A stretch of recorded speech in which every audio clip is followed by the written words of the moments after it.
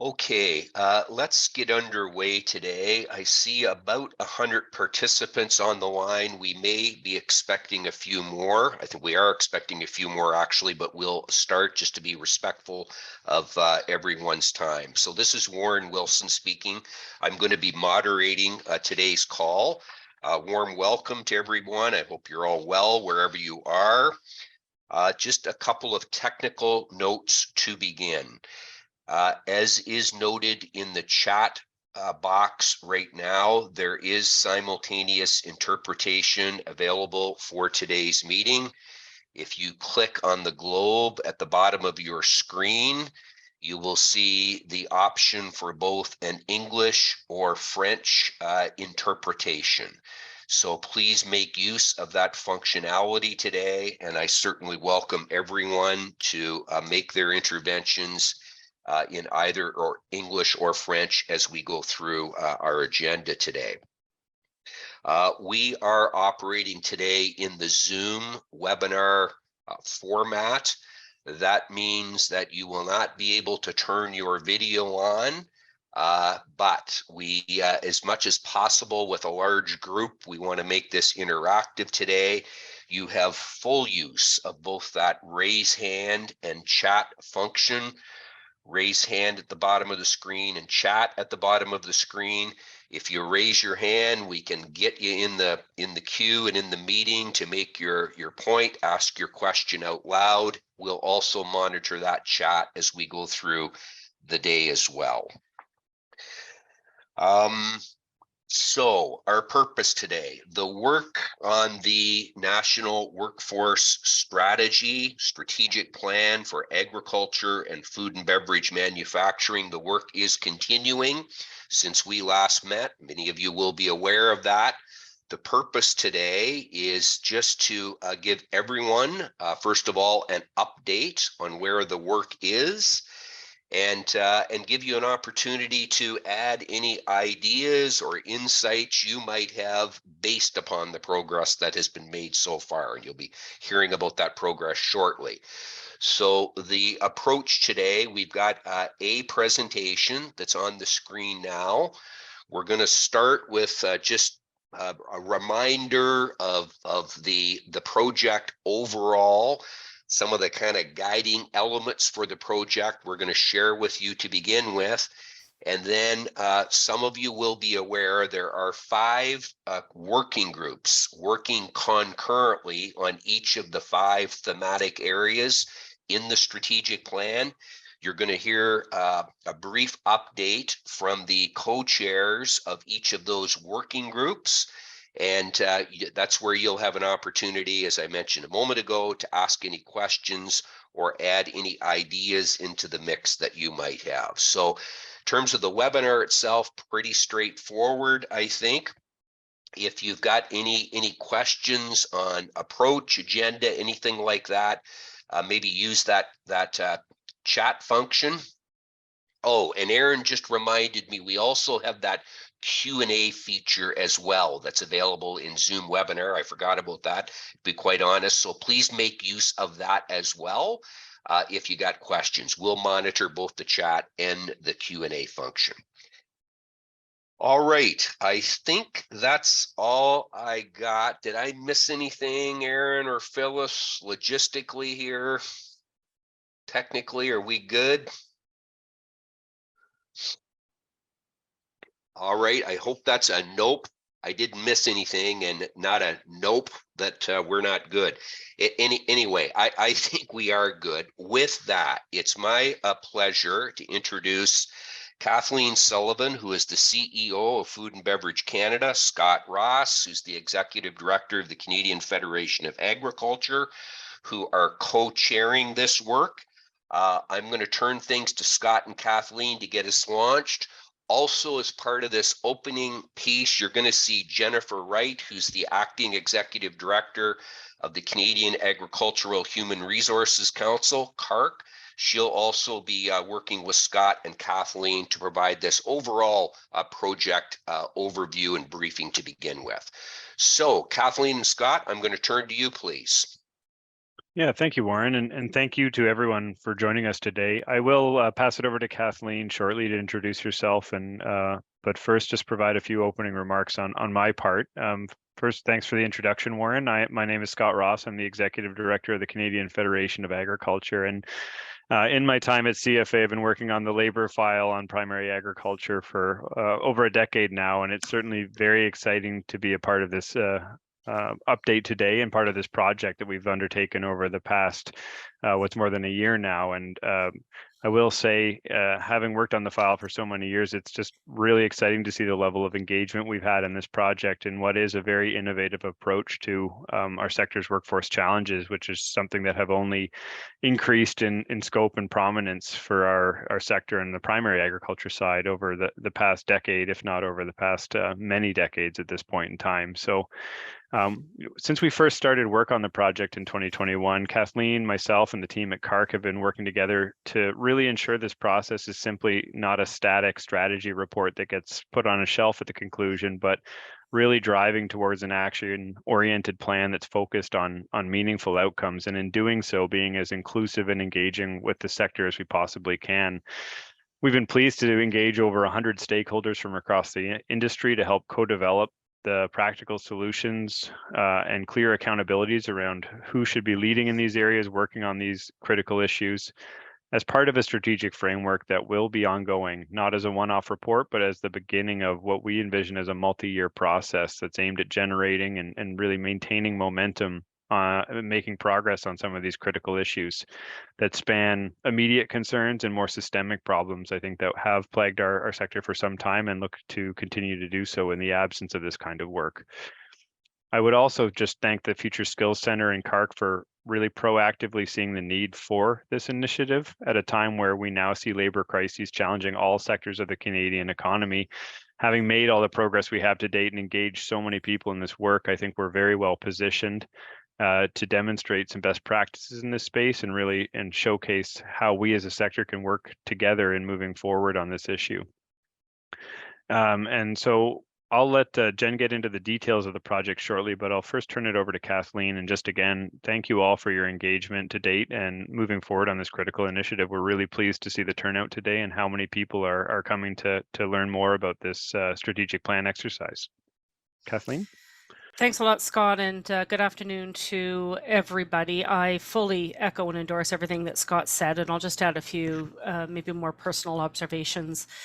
I too have been working on labor for a long time, and it's probably the case that many, if not all of you on this call have as well. And that's because labor really does remain for many the number one issue that they're facing, and whether that's on an industry basis or it comes down to individual companies. It certainly has created a very real strain on our sector. And I think we're now starting to see that it's actually leading to some structural changes in the industry itself. Everyone on this call cares about this issue, but the problem is so complex that it requires that we all really work together and try to pool our resources and push in a common and consistent direction. And that's really sort of the essence of this project.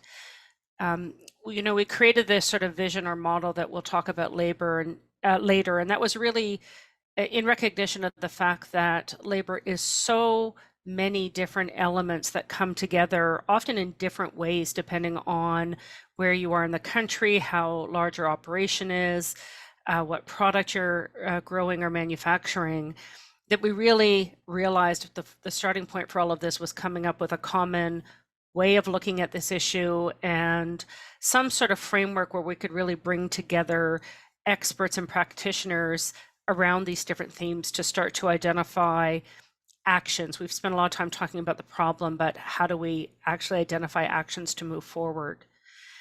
I think that what we're doing really matters on two levels. One, obviously, is that we are now moving beyond identifying the problem and trying to figure out concrete steps to solve the problems. Perhaps even more fundamental, I think what we're doing here is learning how to work together. And that's hard because we're all really passionate about this issue. Everybody is working really hard on it. And to move forward, it's sort of pressuring us all to really reflect and try to think about things in different ways. I know that I personally have been very challenged in this project to look at things differently, to take the time to listen to others. And sitting on 3 of the 5 working groups, I have myself seen other people rise to that challenge and really think about their views, their approaches, and not throwing everything away, but really trying to understand how we elevate everything that we're doing, get to know each other better, get to understand our perspectives better, so that we can sort of move beyond that and really press forward. As Scott said, this entire project is innovative. There is no other industry in this country that is working on something like this. We have taken on a really significant challenge in trying to take ownership of our labor problems and put in place steps to solve them. I think it is a challenge that is very worthwhile. It certainly has been personally rewarding for me to work with all of the groups that I've met through this. And I really thank everybody who's been involved in this, whatever element you're working on, because I think it really is about people coming together to solve our problems, and those people are you. So thank you very much.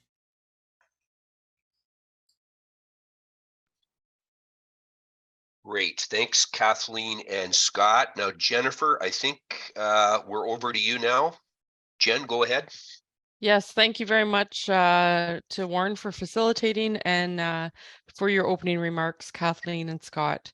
As well, thank you everyone on the line for your interest in the project and learning more about where we're at. As Kathleen and Scott outlined, CARC has been leading this project to bring everyone together to see if we can move forward on what is really a labor crisis in both agriculture and food and beverage manufacturing. So the purpose of this project, as you know, is really to bring every industry together to work together on this issue. There are many great things happening across the industry by various organizations, and if we can identify that work that's happening and amplify it, as well as identify the gaps of where we can still do more work and make more progress, then that will be great. As Scott and Kathleen also mentioned, the real focus of this work is to be very action oriented. We do want to make sure that as we bring everyone together and discuss these issues through the strategic plan framework, that we're really identifying action and a way to move forward so that we can make progress on the labor shortage and the labor crisis that we're having. Next slide. So why a strategic plan? As Scott and Kathleen indicated in their opening remarks, Canada's agriculture and food and beverage manufacturing sectors are really facing a debilitating workforce crisis. Many of you on this call will be experiencing this firsthand as employers or as representatives of commodity and industry associations. And the result of this workforce crisis is really an impact on growth for the industry. It's lowering revenues, and we do know it's also resulting in missed opportunities for expansion and growth, and in some cases, producers or manufacturers deciding, reducing their production or deciding to leave the industry. Next slide. And so as I mentioned, and Scott and Kathleen outlined as well, we really are looking to an actionable roadmap which will not end in just this initial project funding stage, but something that we will continue to work towards and to sustain the work going forward. This is a really difficult issue that we all know, and if there was an easy solution, we wouldn't be trying to work on the same issue over the last few decades. So we're really looking at outlining that actionable roadmap so that we can make progress in the short, medium, and long term, and continue to work together as an industry and as partners through collaboration to address the issues that come forward and to ensure that as an industry, we're stronger and very viable. Next slide. I'll turn it back over to Scott and Kathleen, who will get into more of the details of that workforce strategic plan framework, and looking forward to hearing also on the updates from the co-chairs of the working groups. Thank you. Yeah, so hi everybody, Kathleen again. I've just got a couple slides here, and I just want to sort of walk through with you the model that we developed at the outset of our work. I talked about this a little bit in my opening remarks, and you've got the model in front of you. I think many of you have seen this. We really recognized at the beginning of our work that when people get together and talk about labor in general, and certainly in this sector, sometimes we end up talking cross purposes. So I always tell the story that I have members who have come to me and they would say, if we only dealt with a temporary foreign worker program, all of our labor problems would be solved. And then I have another member say to me, if only we dealt with the shortage of skilled trades, my labor problem would be solved. And another would say, if we only focused on automation, our labor problems would be solved. And they're all correct. But really what they were failing to recognize is that these are all sort of pieces of the same conversation, and that no one of those things would actually solve the industry's overall labor situation. And so we developed a model that really tried to look at what are the main sort of themes or elements that really you need to get right if you want to make sure that you've got the workforce that you need. So enough people with the right skill sets. And the 5 themes that we identified, I'll start down here in the bottom, are perception of industry and awareness of career options. So do people even know about us as a potential source of employment? And then the next piece in blue is people and workplace culture.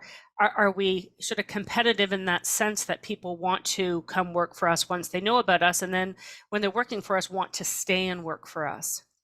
We also understood that automation and technology are a really important part of the labor conversation in terms of, for example, the possibility that automation and technology reduces our reliance on labor, but also the adoption of automation technology has an interesting impact on the skill requirement and potentially makes changes there. So there's sort of an interaction. And we also recognize that you automate and adopt technology for other reasons that go beyond just labor issues. We recognize that immigration and foreign workers are a really important piece of our labor model as an industry. And then we talk about skill development. When you think about the people we have, do we have people with the right skills?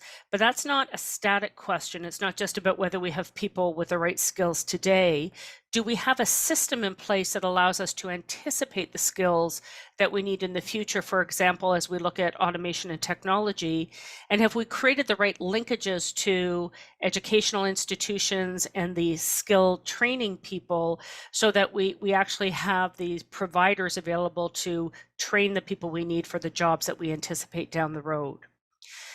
There's no particular magic to sort of the themes that we identify. We fully recognize that elements of them intersect with each other. We fully recognize you could add a 6th theme, maybe you could do 7 themes. But ultimately, we really wanted to break this problem down in logical ways so that we could, first of all, have a manageable conversation. And secondly, we could really start to bring around the table to look at each of these themes, sort of a group of people or experts or practitioners from the industry who have the knowledge that you need around each of these areas. So ultimately, when we set up the project, and what you're going to hear today is that we developed, first of all, objectives and goals for each of these 5 themes. So where do you need to be on the adoption of automation and technology to have a stable workforce by 2030? What kind of programs do we need and supports to facilitate immigration and foreign workers coming into the country to make sure we have the workforce we need in the future, et cetera, et cetera? And we, in addition to setting goals around each of these, we've actually put together working groups of experts and industry practitioners around each of these themes. Scott and I happen to co-chair the group on immigration and foreign workers. And each of these working groups is in the process now of meeting to develop specific objectives and action plans.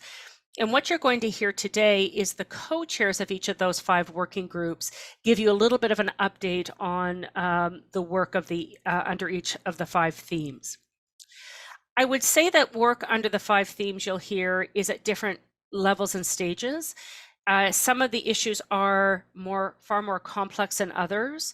In some cases, our history on files, for example, immigration and foreign workers, there's a lot of people and bodies in industry who have been working on that for a period of time.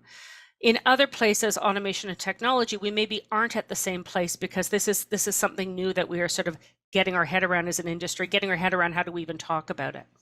So what you're going to hear today is where each of these working groups is, what the vision is for each of these working groups, and what some of the issues or themes, what are some of the issues or themes that have arisen in the conversations that we've been having. You'll also see around this circle sort of 5 sets of words: infrastructure, competitiveness and profitability, indigenous, data, equity, diversity, and inclusion.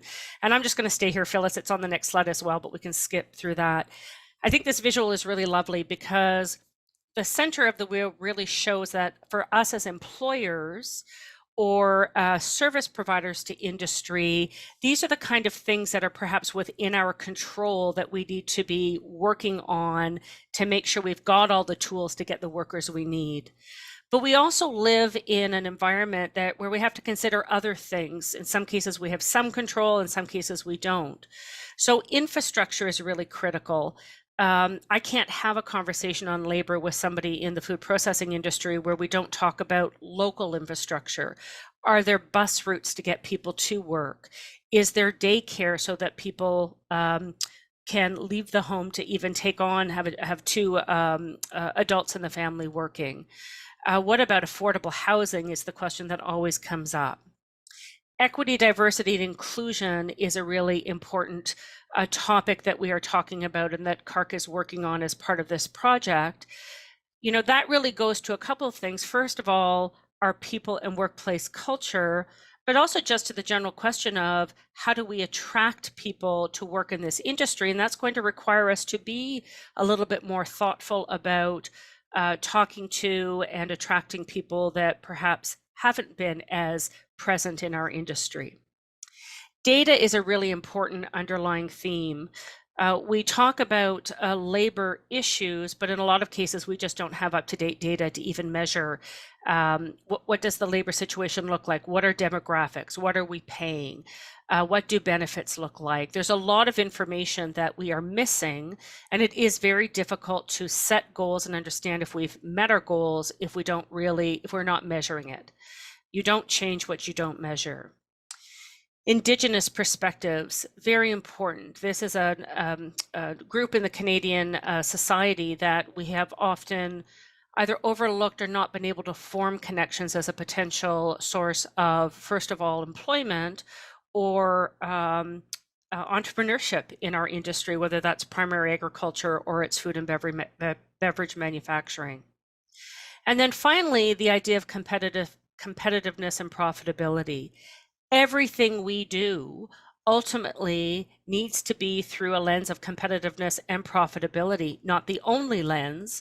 But if our businesses are not competitive and are not profitable, then we just don't have a sustainability as an industry, let alone as an employer. So really, we acknowledge that this is complex, but ultimately all of these ideas and themes have to come together, and we have to make progress across all of these fronts if we really want to get to a place where we've got a stable workforce. So I think that, Phyllis, that probably sort of covers off the picture. We can sort of move through that. And now I'm going to turn it over to Scott, who can talk to you about our vision and where we hope to end up through this work. Yeah, thanks, Kathleen. And I'll touch upon the kind of high-level vision for this project and also some of the personal observations I think I've had as a co-chair, watching us work through these. At a high level, the vision of this exercise is to ensure that Canada's agriculture, food and beverage manufacturing sectors that are experiencing chronic labor and skill shortages really do have a path to create a desired workforce for the future that addresses not just the immediate labor gaps that we're experiencing as a sector, both in primary agriculture and in the value chain and in food and beverage manufacturing, but also looks to tackle those complex systemic issues that are longer term in nature and typically have much more complex underpinnings that require a real strategic approach as laid out by Kathleen and Jen before me here. And I think one of the critical elements, and we've stressed this throughout our opening remarks, is that it is an actionable roadmap, and that inherently this is going to have to be an evergreen document exercise that is really predicated on the continued engagement of stakeholders like yourselves, those that are involved in the working groups, to ensure it responds to the issues we've identified at the outset, but also what's happening in the real world in real time, and ensuring this is not a conceptual exercise, but is grounded in the realities of those experiencing these workforce challenges. And I think ultimately this is and will remain a bridge building exercise. I know Kathleen spoke about the importance of building that sense of common understanding and trust. But in moving ahead here, I think the real value this process brings is by exploring diverse stakeholder perspectives, exploring the levers available to us through those relationships and those networks to address what is a complex challenge that is not solely within the purview of any one party. There's roles and responsibilities for governments, for industry, and for other stakeholders where we see a real opportunity to learn from one another. And to more fully understand and appreciate the complexity of these issues by hearing the different perspectives across the value chain as to what the impacts of the chronic labor shortages are and how they're progressing for good or for bad. And I think Kathleen's remarks about equity, diversity, and inclusion and Indigenous voices are critical in that. Is there's an opportunity through this kind of stakeholder engaged, inclusive process to really learn from some of those voices that might not otherwise typically have a voice at the table, and see where we can find opportunities for constructive dialogue around these issues. I'll quickly touch on the next slide and just speak to sort of the success of the project as well as the vision together, because I do think they're inherently linked. As you can see on the slide, it's a very simple, high-level, critical success factor for the project as a whole, that by 2030, the agriculture and food and beverage manufacturing sectors will have a vacancy rate that is lower than the Canadian average. And I will say that, as we talk through each of these different pillars of the project and the work that's underway, 2030 has been set as the sort of longer term timeline that we're aiming towards for some of those more challenging solutions that may not be immediate in nature. But I think we all understand that none of this work ends at 2030 even, and this is a continual project moving forward. I can say from the past 2 years of working on this, it's really demonstrated that the importance of approaching this from a value chain perspective and working together in this issue, because certainly through the pandemic, we've heard from a primary agriculture standpoint, more and more concern around what's happening up and down the value chain and the challenges that labor shortages in the value chain present for farmers directly. And that this really is a sense of a shared fate in this regard and a need to work together in acknowledgement of that. And I can attest to what Kathleen referenced as well, is just sitting in on the working group, the Immigration and Temporary Foreign Worker Program working group. One of the immediate success factors, I think, of this work is in building that more common shared understanding of the challenge, why some of the complexities exist that underpin it, and that there is that recognition that we're inherently needing to bring together new voices to this conversation to really look at all the available options for constructive workforce solutions, and that we need to be as open-minded and inclusive as we can in that regard, so that we're exhausting all avenues, because this is not a simple issue by any means. And through that, I think we've already seen that at the working group level, but there's a need to ensure we're listening to each other, sharing our respective expertise, but recognizing we know what we know and we don't necessarily know what we don't, and learning from what others bring to the table. And I think the end result of that, if we continue to build on this momentum that this project has kickstarted, is that we create a roadmap that is stronger than the sum of its parts. And in doing that, I think looking at success for this project, there is this very high level, simple focal point of reducing the vacancy rate in our sectors below the national average. But under that, and you'll see that through the various working group presentations, there are more specific key result areas that underpin a lot of the actions that are going to be required to get us to that state. And so I won't belabor this because I'm sure you all want to hear more about the substance of the actual work plan itself with respect to each of those pillars. But if we could just go to the next slide, I would like to very briefly just take a moment once again and just really acknowledge that we've had over 65 stakeholders come together to form these 5 working groups. In addition to all the feedback we've heard from our advisory committee and previous stakeholder updates like this. So certainly, again, would just express our appreciation for all of you that have joined this call. We really do look forward to hearing from you. Really appreciate all the time, energy, and passion the working group members have brought together. Because this is a complex challenge, as I said, and it really does require deep, meaningful engagement to find the solutions that are needed to address this complex problem. There's no silver bullet here, and we can only find solutions through that trust-based common understanding and shared work that Kathleen spoke to earlier. So I'd just like to give a specific thank you to all the chairs of the working groups, the co-chairs, as that is a significant part of this process is in guiding those respective working groups and ensuring we're making meaningful progress towards that shared vision. So just before moving on, wanted to extend that appreciation and really acknowledge all the work that has gone into making this the reality it is today. And with that, Warren, I'll pass it back to you. Thank you very much, Scott and Kathleen and Jennifer, for that overview. Let's pause here before we go to the 5 working groups. Let's pause right here. Any questions for Scott, Kathleen, Jennifer? Any feedback or ideas that you'd like to add? We're open. Excuse me, use that Q&A function, use the chat function. I'd actually prefer if you use the raise hand function, and then you can ask your question or make your intervention. Anyone like to jump in here?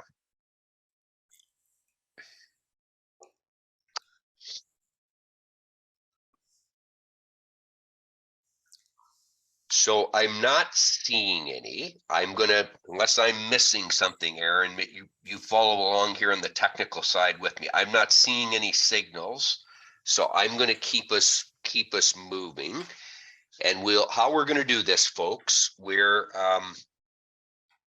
going to go have the co-chairs from each of the 5 working groups, as Kathleen and Scott indicated, kind of share where they're at, perhaps a little bit about their vision for the work in this area, and perhaps a discussion theme or 2 that's emerging, or co-chairs. If you got questions that you want to ask this group of people that are on the line today, it would be a good place to do it. And now, just before I go to group number 1, I've got one question. What budget has been set up to achieve these goals? Jennifer, go ahead. I thank you for that question. And you'll see as the co-chairs go through some of the work that's being done at the specific pillar level, there's a number of initiatives that are coming through. Some of them would have budgets to them, and some of them are more policy related work or that type of thing. So I wouldn't say that there's an exact budget set at this point, but it is also something that we're looking at as we identify actions to be taken. We do have great discussion around how are we going to achieve those actions and what do we need to support the work of those actions. And in that light, then we look at where the funding would come from for, say, research or tool development or program development. And as a group, look to identify supporting the work financially where required. Thanks, Jennifer. Scott or Kathleen, do you want to add in at all on that budget question? Are you good? Scott, go ahead. I would just note at a high level, I think this sort of stakeholder engagement model we've embarked upon here is really predicated on the idea that there's not going to be any one entity having to lead and finance all of this work. It really is about identifying where there is work that's underway, where there are leaders in this space, and working together to find solutions, whether that's from a financial perspective or from a sort of on the ground action perspective. So certainly hope that as this moves ahead and we continue to engage stakeholders, that there will be further discussions around some of these different actions about, where it's best situated and how we make that a reality. And it's really not tied up with just what funding is available for the project itself. Great. With that, let's get into the details then, and we'll go through each of the 5 areas as I indicated. If you've got questions for the co-chairs, stick up your hand, put it in the Q&A or chat. And if you got ideas, I know they're open for ideas here for sure. I'm actually facilitating the work of each of the 5 working groups. They're all going pretty well, but ideas are welcome today for sure. So first up is the Immigration and Foreign Workers group, and Scott and Kathleen are actually co-chairing this working group together. So over to you two for an update here. Sure, I'll kick it off. And I'll just let everyone know that Scott and I are front-loaded in the program after this. I don't think you need to hear too much of us. So Scott and I are co-chairing a group that is foreign immigration and foreign workers. And, rather than go through the sort of the line by line, everything that's been going on, I would say that ultimately what we're trying to do here is figure out, as an industry, we recognize and understand the importance of foreign workers in both agriculture and food and beverage manufacturing. Not everybody else understands that, and there's certainly a job that we need to do to explain that to others in terms of the benefit for us, the benefit for the economy, the benefit for the home economy for these workers, and really also explaining what does the world look like for workers when they come into this country. Ultimately, we're trying to figure out, though, how do you ensure that Canada has programs that enable employers to bring foreign workers into the country for either temporary jobs or year-round jobs? So temporary jobs, immigration, pathways to permanent residence, TFW, whatever those programs are.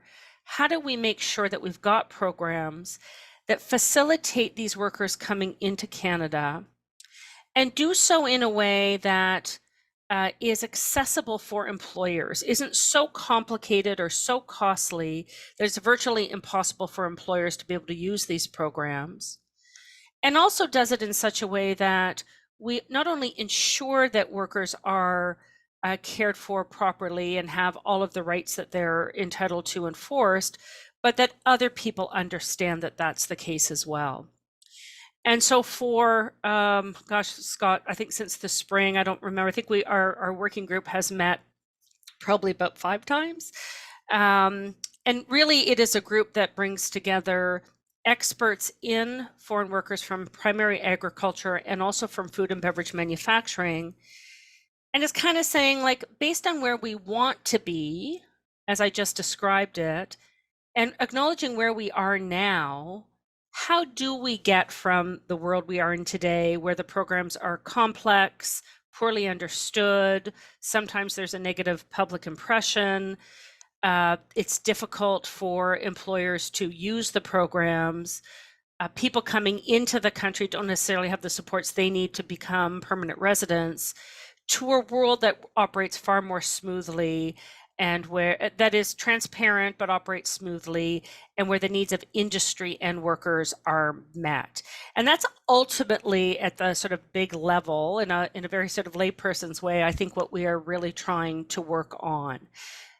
Scott, maybe I'll sort of turn it to you if you want to get into some more of the specifics or sort of build on that. But that's in essence, how do you make sure that we've got programs that are accessible, that are practical, and that protect where they need to protect?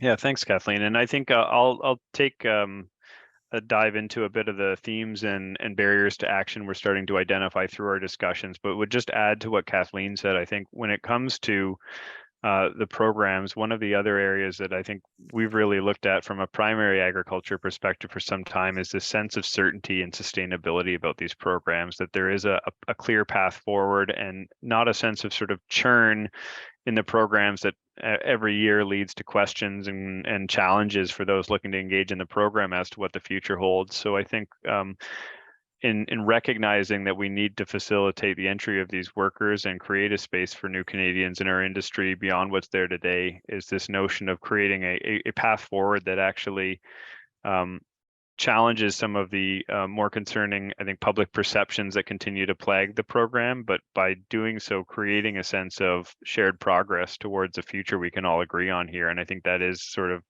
right at the heart of this. Some of the barriers that we have identified is there's a very challenging public perception of these programs currently that continues to, I think, constrain discussion around what's possible in these programs and progress that we can find on shared objectives here.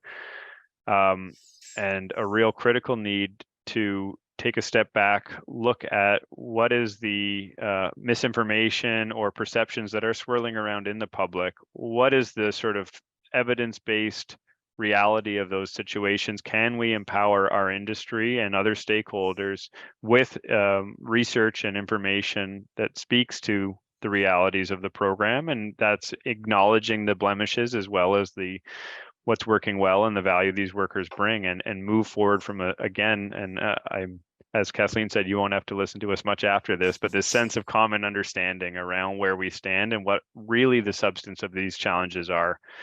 And I think one of the main challenges in doing that, and it's something we've talked about at the working group level, has been engaging constructive voices that are not necessarily the traditional groups we all talk to. And one of those being representation for workers themselves. It's not a simple matter to resolve because there's no singular group representing those interests, but looking to find and build partnerships with constructive voices in this space that do have a sense of vision for the future of what this program should look like, and bringing those into the process, not at the tail end to just sign off and give a stamp of approval to what we've acknowledged, but really so that we can learn from their experiences as well and build that into the process. Because one of the takeaways I've certainly had is that partnerships with some of these other stakeholder groups are really going to be critical to our ability to manage this program moving forward. And that we have to take a very tactical approach to public perceptions. And that means leveraging outside expertise, whether that's from a consulting standpoint or from diverse stakeholders that aren't normally part of the conversation, but that those sort of relationships and partnerships beyond the traditional are really going to be central to our ability to make that happen. And so I think in particular, one of the things that's become evident is this conversation around pathways to permanent residency is a real fertile space to have conversations in this regard, because we as an industry, I think, have work to do on building relationships with immigrant settlement agencies, leveraging the infrastructure that exists there and finding ways to bring it to, and speaking more on behalf of primary agriculture here, rural Canada, where sometimes the community supports are not as available as they are in urban centers, and you do continue to see new Canadians predominantly landing by virtue of that in those urban areas. And it does challenge our workforce for the future, particularly in situations where there's whether it's refugees or other new Canadians coming with strong agrarian backgrounds, they're not landing in the parts of the country where they can really find opportunities in that space. And we need to find a way to really resolve that disconnect. And I do think it's a fairly common shared objective of many that are not necessarily within our industry directly. And so I think there's some real great opportunities that have come to the fore, but there is a real early work needed to be done on building that real common understanding of the program, what it is, what it isn't, and what the future should look like to really create that sustainable, clear, certain roadmap for the future here. I'll just add, there are some questions. I think I'll be, Cornelius, probably touching on your question in this. Two other themes I'll touch on very quickly that we're talking about. One is the sort of complexity, just the innate and inherent complexity of the programs that exist for foreign workers to come into the country, whether that's through the TFW stream or through the immigration stream.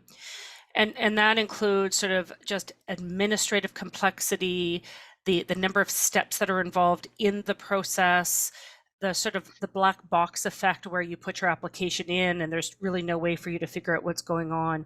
And I think that leads to two opportunities. And one is when we think about what would better programs look like, can those programs be simpler? But it also has led to discussions about the need, certainly from a processing standpoint, for better supports for companies that want to access the program. The second theme that has really come up is around sort of inspections and or compliance with the program, program integrity, and that's super important, right? You want to make sure that those who are using the program are behaving properly, supporting the rights of their workers, but the sort of blanket approach to inspections right now often is causing a lot of stress for some of the really good employers who are in the system. And at the same time, you don't necessarily have the number of supports or the enforcement mechanisms available to deal with perhaps the rare but real bad actors who are in the system. And that we also are going to have to, if we want to sort of improve the system and see those improvements, we're also going to have to acknowledge that we need to make sure that there are compliance regimes that are effective in capturing those who perhaps are not adhering to program requirements as they should. Warren's going to cut us off. Well, no, I'm not going to. Well, I guess I am actually. Yeah. So we have a couple of links there on data. Thanks for sharing those, Victoria. Noted. Kathleen, you've started, I think, to touch on Cornelius's question there. Key barriers. Kathleen or Scott, do you want to respond any further on some of the barriers that are emerging? I'll say that from a processing standpoint, in addition to sort of the complexity, there's sort of some unique elements because we use the low wage stream. There are caps that currently exist for the food processors around the table here who are using the temporary foreign worker program that are really significant barriers in terms of trying to meet your labor needs, because it takes 18 years to grow a working age Canadian. Whether it's politically palatable or not, the quickest way for us to solve an immediate labor problem is through foreign workers. So these caps sort of place artificial constraints on our ability to use the program. And then, of course, the costs that go along with it as well. So those will be my additional. Yeah, and I would just add from a barrier standpoint, I think as we've worked through this, one of the key takeaways, I think, is it's a highly complex set of programs, and that speaks to some of the questions we see coming here. And while there's a desire to streamline things, I think there are some constraints on how far that can ultimately go, given that we do want to ensure there's always checks and balances in this program, that it can stand up to scrutiny, and that it has the rigor needed to be defensible in the public and to elected officials as well. And I think one of the perceptions I've had over time in the primary agriculture space, and something we've started discussing as well, is where we've really seen improvements on programming, processing, timelines, certainty, clarity, and sort of the sense from employers that they are engaging in the program in a way that they can understand and sort of get access to workers on an efficient basis, has been predicated in agriculture on a number of organizations over the years that have really structured themselves as service providers to help employers navigate the program. And that while we all continue to work on streamlining the program wherever we can, there is a real sense of new entrants coming to the program, given the mounting labor crises we have here. And I think that is always going to pose some real barriers for people that are looking to access these programs. And so certainly one of the concepts we're looking at is this sort of notion of concierge services to help people navigate the complexities of the program. And I think there's a real opportunity for us to look more deeply into that and what might be possible for those areas that don't have services like farms, Wally in Western Canada as well, to make sure we are learning from what's working and where we have seen improvements in the program in that regard. Great, thanks for that. And Simon, your comment is noted on the chat re-audit. And Kathleen and Scott, have a look at that question. While you're doing that, there was a question from Heidi, who's an employer and a small business owner on Vancouver Island, aquaculture. Do we know whether the aquaculture industry qualifies for TFWP and SAP? Do you know, Scott? Yeah, I can speak to that at a high level. So there are different programming streams here: the seasonal ag worker program, the primary agricultural stream, and then there's also the low wage and high wage streams of the program. And aquaculture is not on the national commodities list, which I can share in the chat, that dictates access to the primary agricultural programs. However, that doesn't preclude anyone from using the low wage stream of the program. And there are, today is not the day to get into the details of how those different streams work and what that means, but you can access the program through the low and high wage streams still, even if you can't access those that are actually structured for primary agriculture at this time. I will say, the national commodities list is a very opaque list about in terms of getting on and off that list. And I would expect that as the government is looking at these programs and continuing to explore the future of primary agriculture programming, that it is something that's going to be explored further. Great, thanks, Scott. And that Simon's question, audits. Nobody likes audits. This notion of a responsible, trusted employer strategy. Kathleen, go ahead.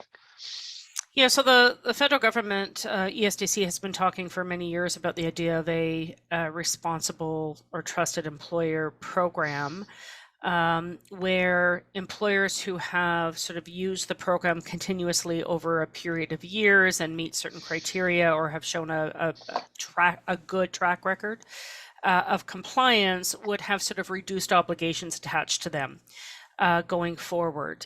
It is our understanding, in fact, in earlier this year, Minister Qualtrough at ESDC did announce that she would be sort of moving to implement that program. And it's our understanding that within the department, they're having those discussions. But again, this is something that the federal government has talked about for a number of years, and we're still sort of not seeing it come to fruition. So it's absolutely something that we do have to continue to push for it, and is being talked about in the context of the work that we're doing in this working group.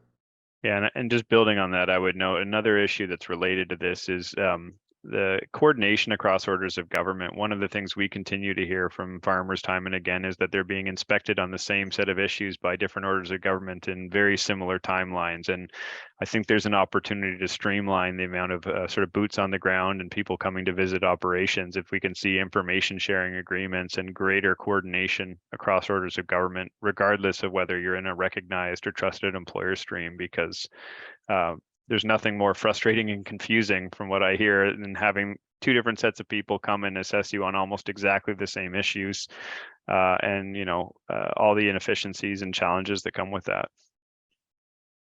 All right, great. I'm going to move us along here just to manage our time. If there are other questions for Kathleen and Scott, put them in the Q&A and maybe you could answer them, type in answers there if appropriate, Scott and Kathleen. Next up, the second thematic area, we've got Dana McCauley and Andrew Campbell. Their pictures and organizations are on the screen. I'm going to go right to you, Dana and Andrew, just to properly introduce yourselves and talk about the work in this area. Wonderful. Well, thank you. Thank you, Warren. Good afternoon, everybody. It's a pleasure to be here. And I'm finding it quite interesting to see how, many things link between these working groups. I think you're going to find quite an interesting dynamic between, certain issues, whether it be in perception, whether it be in other areas that do align. My name is Andrew Campbell. I'm a farmer here in Southern Ontario. We farm dairy and grain, and then we also have a marketing and communications company. And it's certainly my pleasure to be co-chairing this committee. Dana? Yes, hi everyone. I'm Dana McCauley. I too am in the Southern Ontario area. I'm part of a national organization though called CFIN, and that stands for Canadian Food Innovation Network. So we champion innovation in the post-farm gate part of the food sector. And yeah, this has been a really interesting opportunity to blend the insights I get day to day in my job working with Canada's food innovators with insights about the automation and technology needs and barriers that those companies face on a day-to-day basis. Now, for ours, in terms of, rolling through our committee, certainly we have a great group, and some great discussions that have been going on, because what's unique about maybe this topic is just kind of the big picture approach of it. It's how do we get more of it? It's kind of where we're starting at. And certainly, what's come out of that is two streams or two branches, off this pillar. One is obviously on the adoption side. How do we get more automation or more technology adopted, either on the farm level, on the processing level, or in other areas of agri-food? And then the other side is on that, skill side, because with automation and technology, you mentioned perception, Scott, that's another one of those areas in automation and technology. It's not just about how do we get machines to take jobs. That's not really what this is about. It's more about how do we ensure that through this technology adoption, we can, really improve productivity. Certainly there will be an element, of decreasing some of that labor demand in some areas, but it really is more about, how do we increase that productivity? How does that improve competitiveness, both at a local and domestic, market, as well as, on the global stage?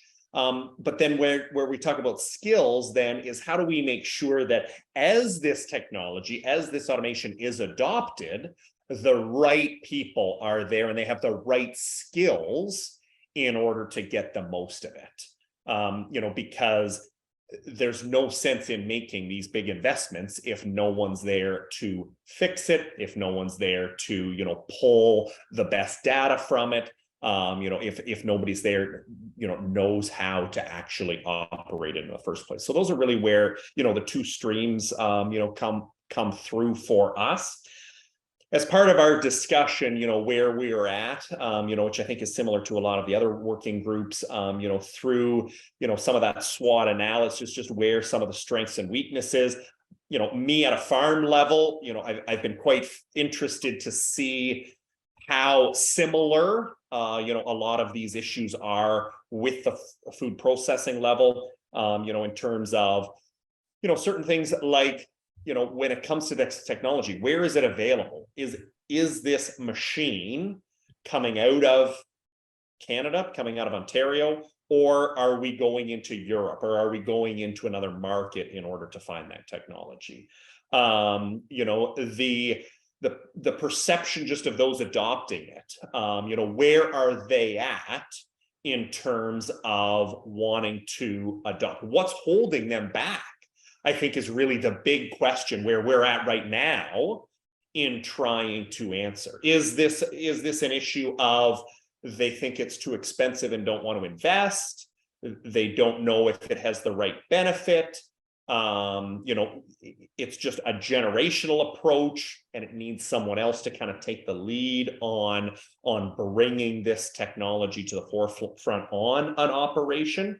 Those are big questions, I think, that really we're tackling right now in terms of, moving these organizations, along in terms of adoption. And I guess even to back up just for a second in terms of, where we talk about adoption, this isn't about taking those that have the least amount, of automation in their operation and bringing them up. It's about bringing everybody in the industry forward. So if somebody has some adoption, well, I think it's very easy to argue that more can be done. So how can we make sure that those that are at, the level 1 adoption can move to a level 2 or 3, those that are a level 3 or 4 can move to a 5 and beyond. And that's really where, the adoption comes from. And then, going to the skill side, then I think those issues, align very similar, to some of the other conversations I think that you'll hear is, one of the common ones is just, are people thinking of agriculture in the first place? I know there's lots of people, in the sector that, I've heard and talked to, and tried to deal with this issue that, people maybe aren't coming into the sector because they never thought of it beyond, working in a field or driving a tractor or working on a line.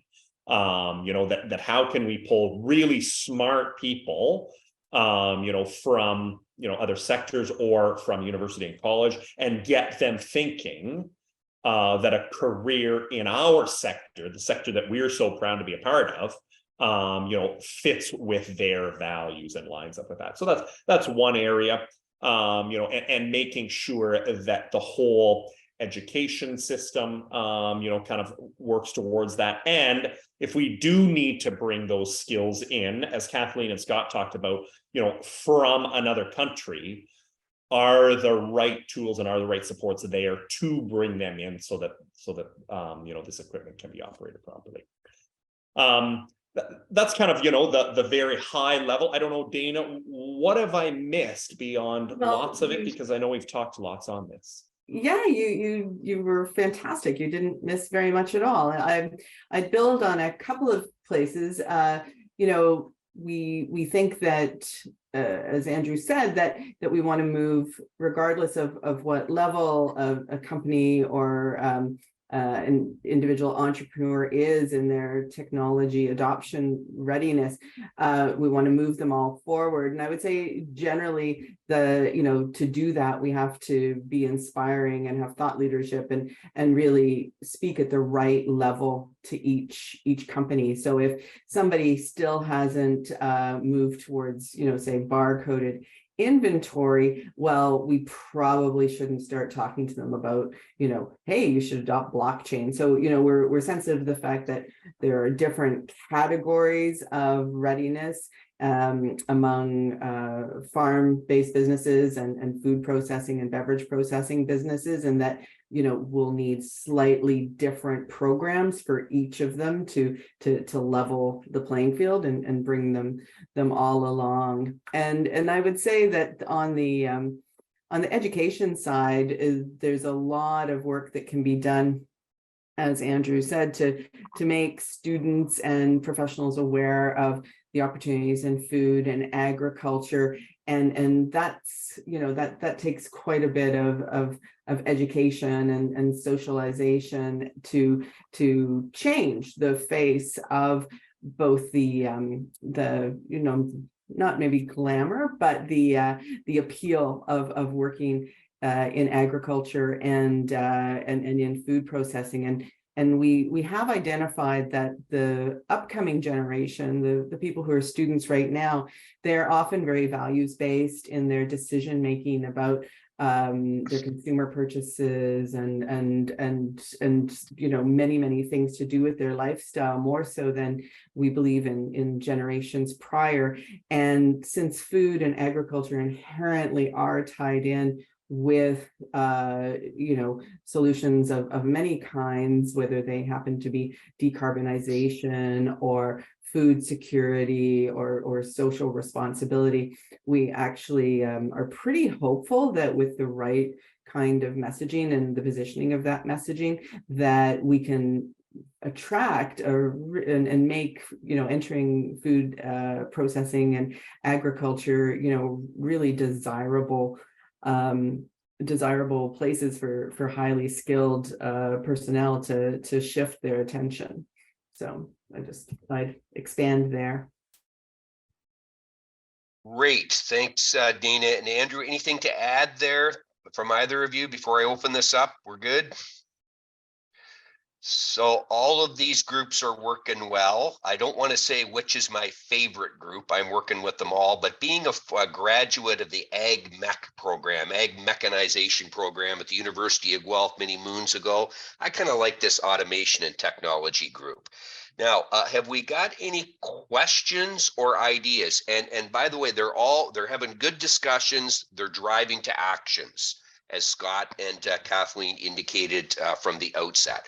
Are there questions for Dana and Andrew? And I'm just looking at the Q&A here. The question on PowerPoint being available, that's a yes. We'll make that available. Any questions for Dana and Andrew? I saw that, Dana. Also beyond questions, if anyone thinks that potentially we've missed or misconstrued anything as well. Absolutely. Ideas, insights, solutions here. Absolutely. Thanks for that, Dana.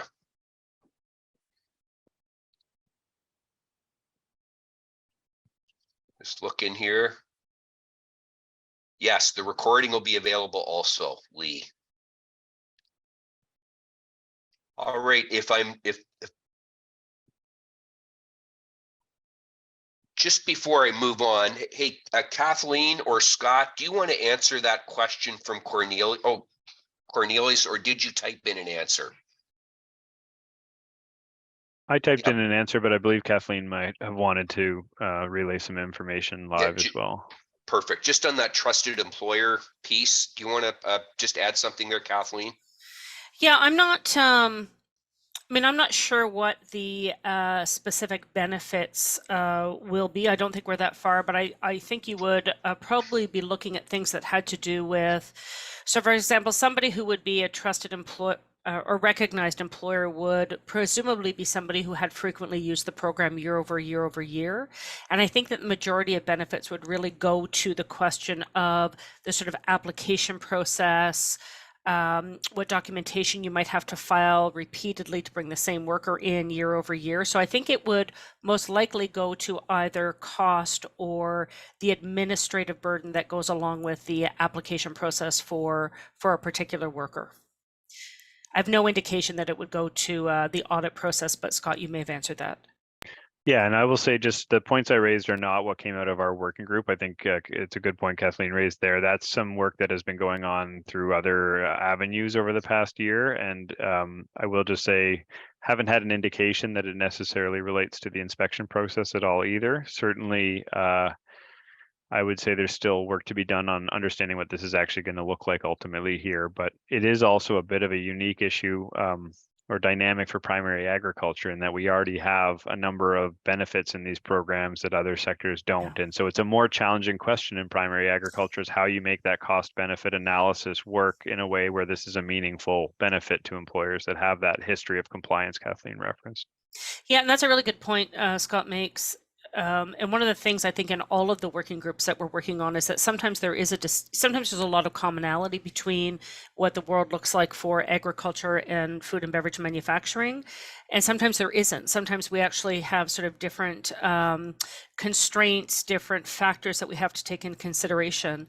And although some of the elements of the TFW temporary foreign worker program streams that we use are the same. Sometimes we use the same stream.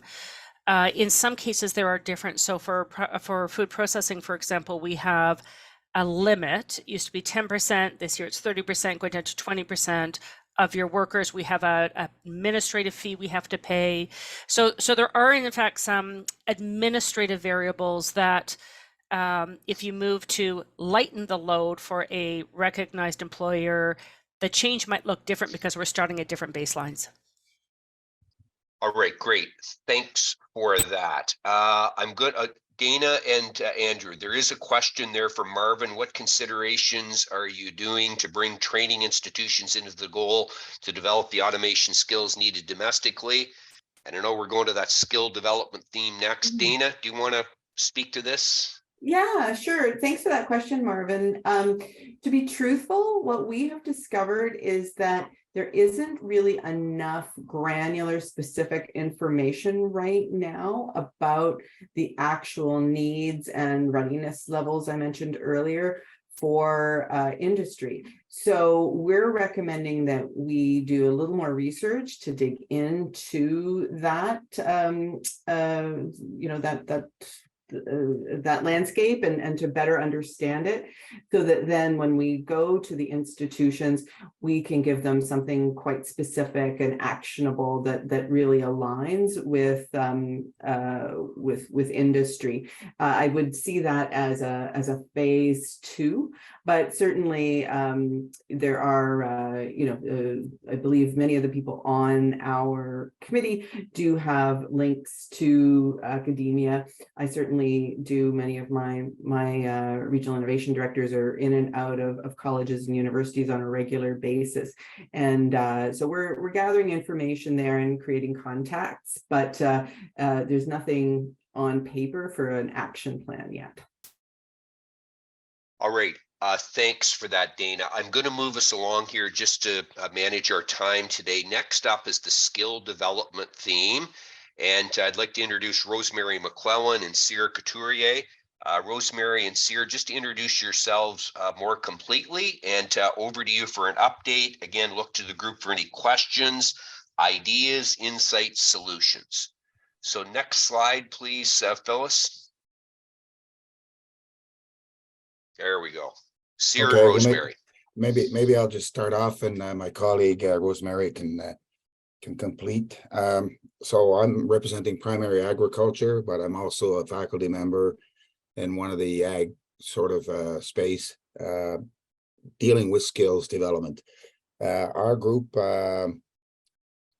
is looking at a number of different issues, but and I get Rosemary can update you. It was really nice to hear Dana say we need more work on the skills anticipation of the future for the sector, and so we're talking about those types of things as well. So what are the skills of the future we're going to need? What are the skills that we need now? And how do we engage the basically the training centers across the country to come up with valid programs for completion? So to help the primary ag and maybe food and beverage sector.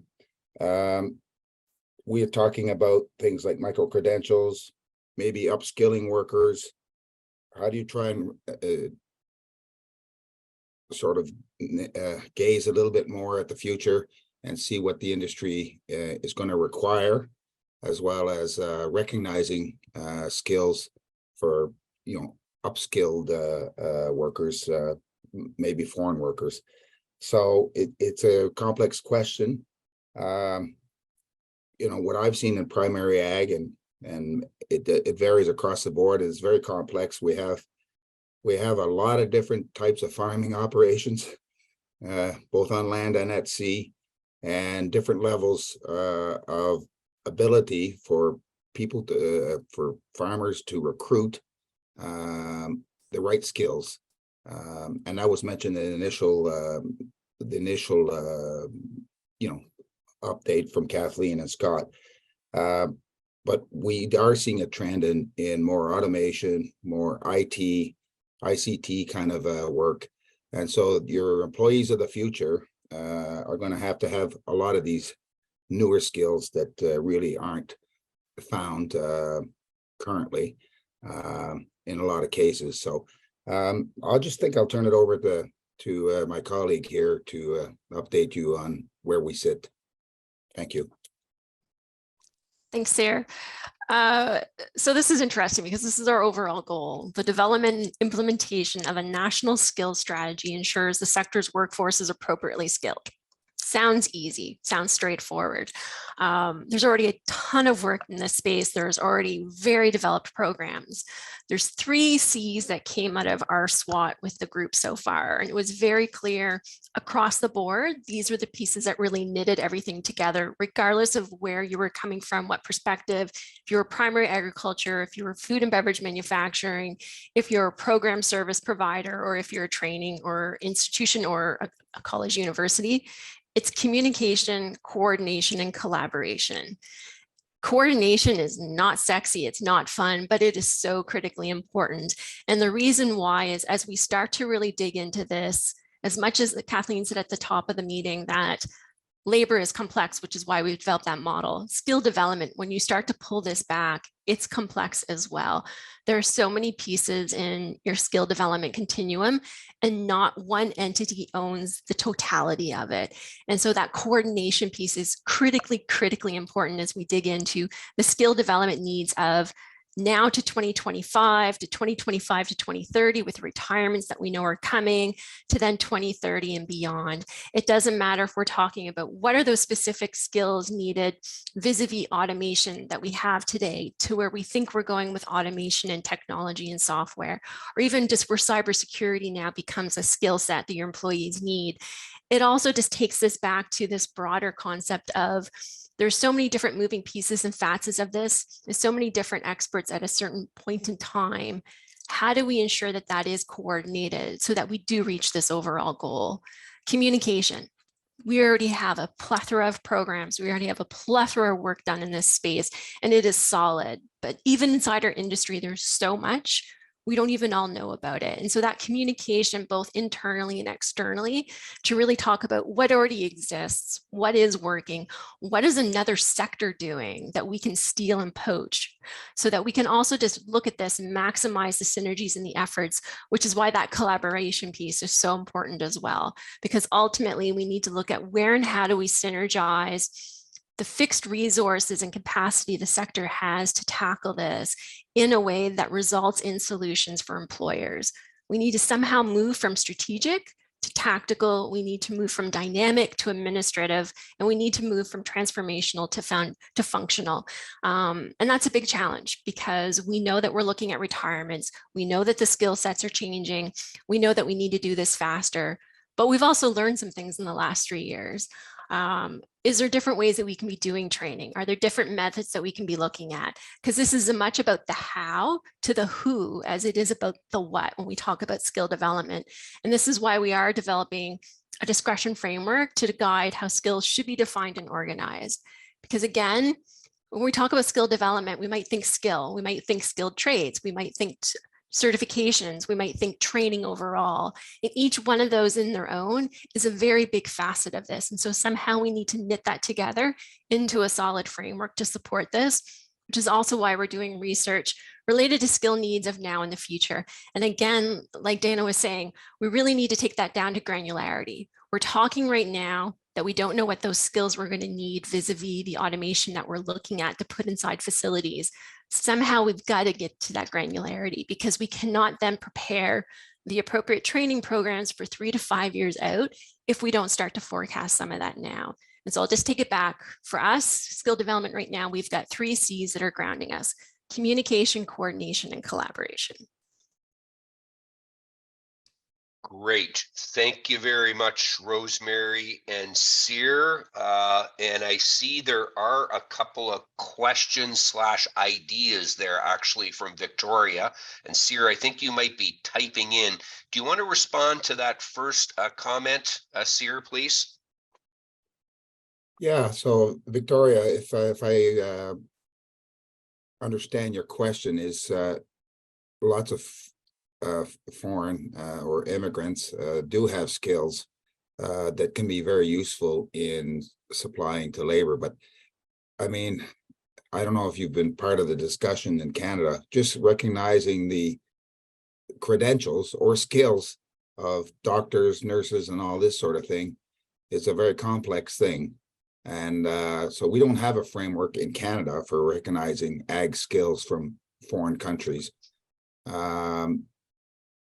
But the institutes, you know, several of the institutes could do that. They all have, in general, skills recognition programs, competency-based programs based on skills that, for example, CARC is identified in almost every sector of the primary ag economy.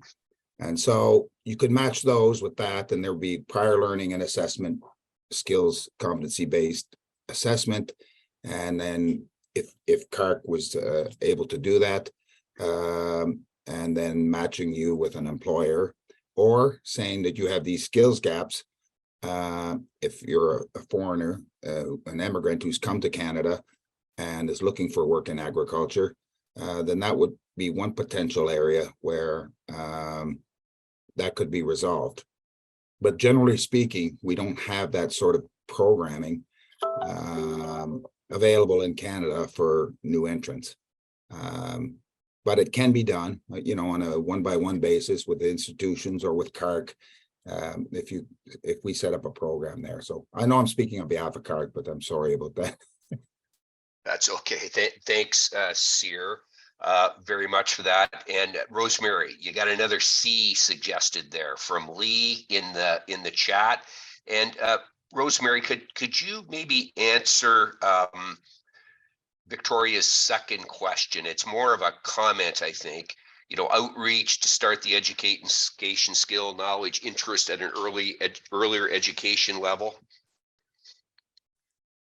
Yeah, and that's a great question. I was trying to be careful here, because we've, I think, noticed so far with all the working groups, there is so much overlap as we start to talk about some of the ideas, especially as we were doing the SWOTs, as to who's really taking ownership of which piece of this. And so we do have a number of training institutions on the skill development working group, and we'll be reaching out to them as we get more of this developed, which is why this research work that CARC's leading right now to support the work that we're doing in skill development is critically important.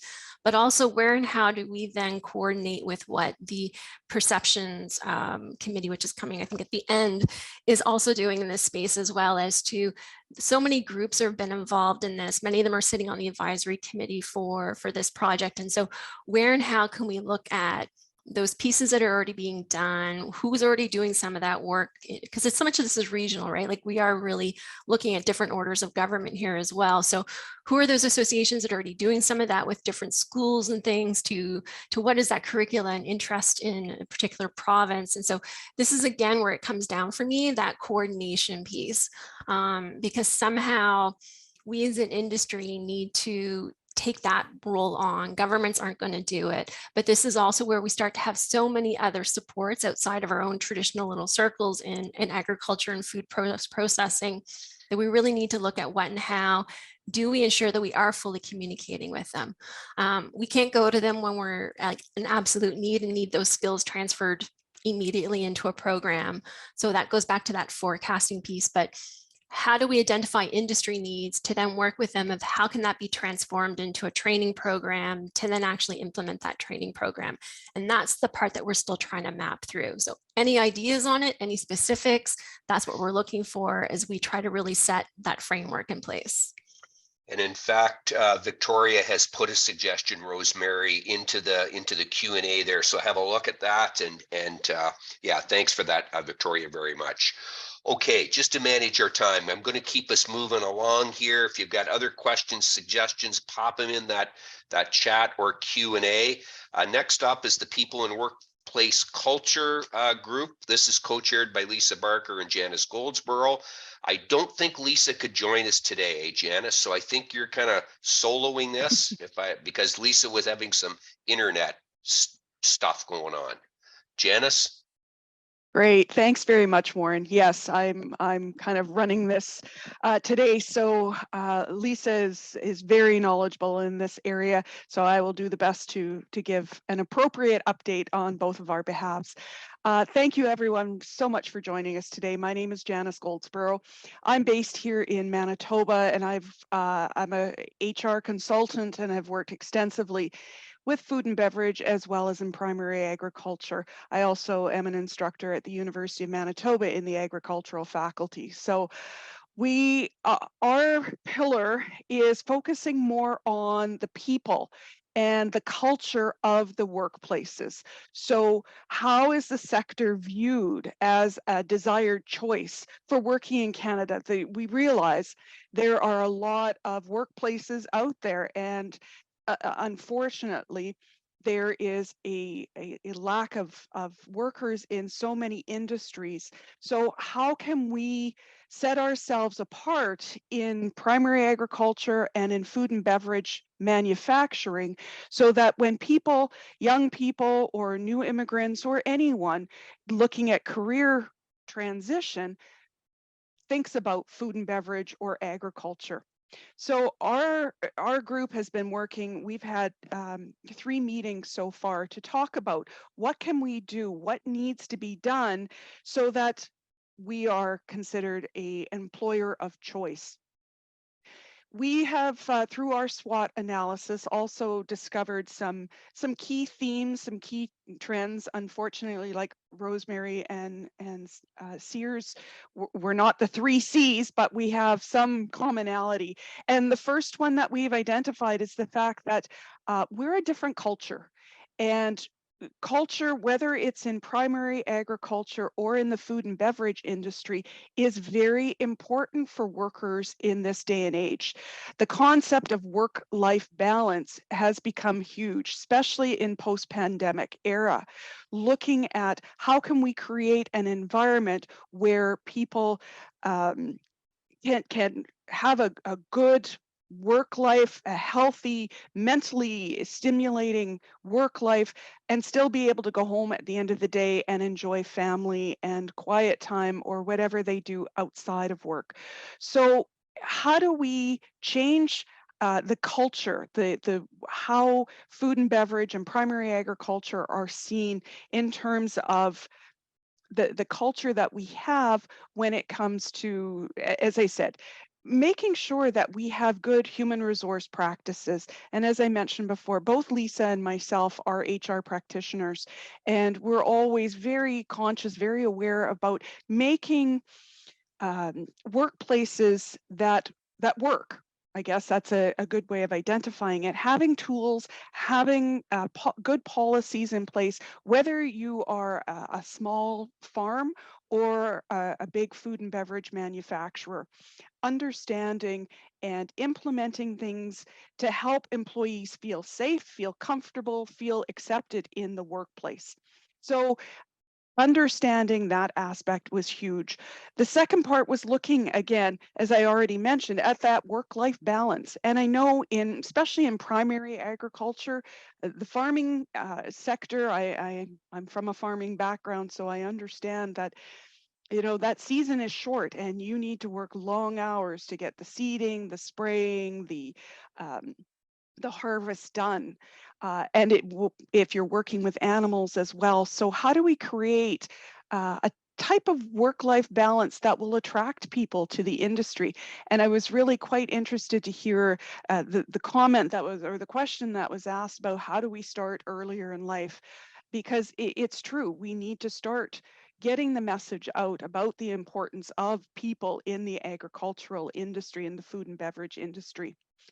The third area that was also found was labor constraints, which is sort of an overarching theme throughout all 5 pillars. Is how do we get government on board to understand some of the challenges that we're facing when it comes to getting enough people in place? How can we attract the diversity groups? How can we make sure that we are engaging you know, the indigenous groups or the underrepresented groups to get them involved and interested and exciting about the agricultural industry? So our pillar, again, it goes across all the other pillars that have come about as well, is what can we do so that people will stop and go, oh, you know what? Agriculture, primary agriculture, working on a farm, working in food and beverage, working in manufacturing is a good place to work. So as I mentioned, we've done our SWOT analysis. We've started to identify questions that we need to bring forward, such as what is defined as culture? How can we increase cooperation? What are the drawbacks? Where are we having problems in updating, whether it's our mental health work culture, our work-life balance work culture, and how can we get that message across to employers to help us work to make primary agriculture, to make food and beverage that career of choice? So that's where we are right now. We welcome any ideas, suggestions on what we can do to get the word out so that people feel that this is a great place to work, because it is, I know. Great. Thanks very much for that, Janice. And indeed, any questions, any ideas, or any insights are welcome here. And I see, yeah, the one question from Geraldine.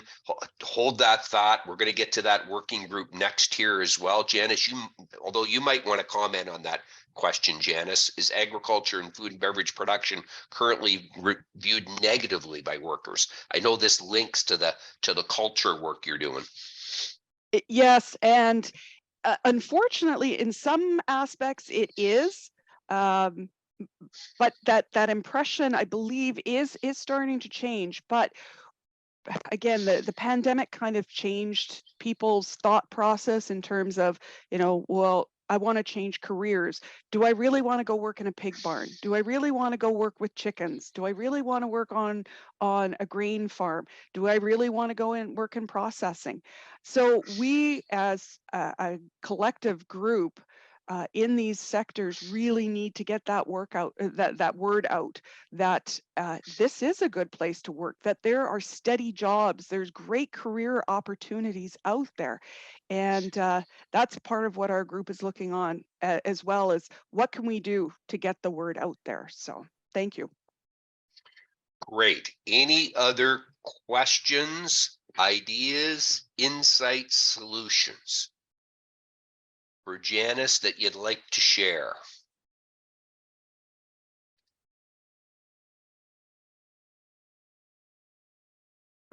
Yeah, I'm just, Janice, have a look there at Victoria's comment again in the Q&A.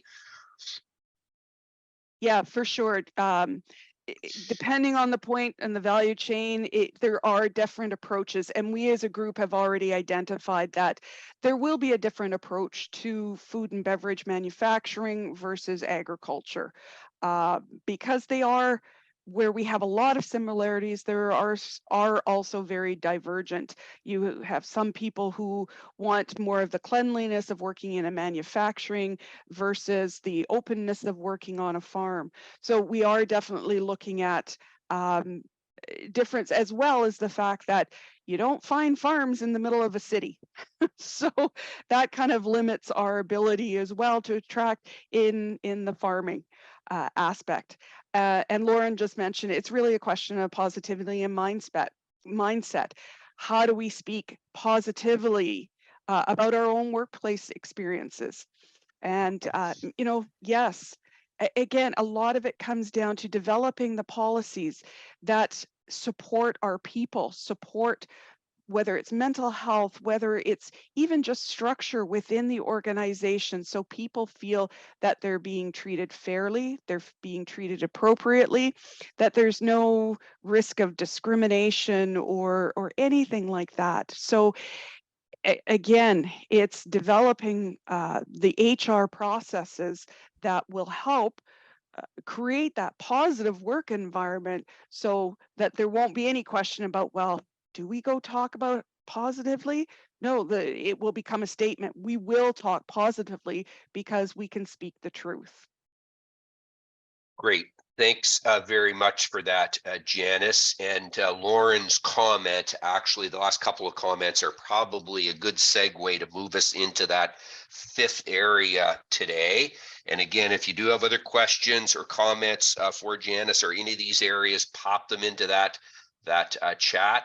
So next up, we've got Krista Wright and John Jameson, who are co-chairing the Perception and Awareness Working Group. Krista and John, I'll just turn it over to you here, please, to just position yourself in the industry and share your update. Hi, my name is Krista Wright. I'm the operations manager for Agriculture and Classroom Canada. We deliver agriculture education to students across Canada from kindergarten to grade 12. And I have the pleasure of co-chairing the Perception Awareness Group with my colleague, John Jameson. Thanks, Krista and Warren. And as Krista mentioned, my name is John Jameson. I work with the Canadian Centre for Food Integrity, and that's a national nonprofit charity. And we have one purpose and one purpose only, and that's to link the Canadian food system with the consumer and build trust. And we do that by some of our research, communications, and some of the resources that we work with. And proud to be involved in this project.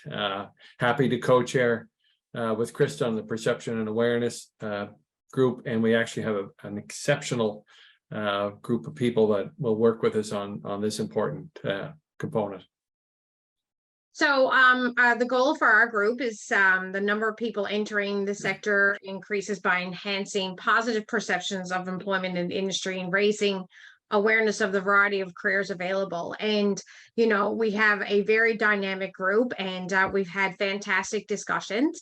We're only 3 meetings in with this working committee. So the first one was just more of an introduction. And then the second one, we took on our SWOT analysis. And the third meeting, we dove into that SWOT analysis and really had some great discussions on what we found. It's really incredible to me from listening to the other working groups, because the perception and awareness, as what has been stated by other chairs, it's really woven and is threaded to through all the other working committees. This industry is just incredible, and I've been working in this industry myself personally for 25 years and grew up on a farm. And it just amazes me from my career in agriculture education that how removed our youth are from where their food comes from. So we've had a very interesting discussions that we've started.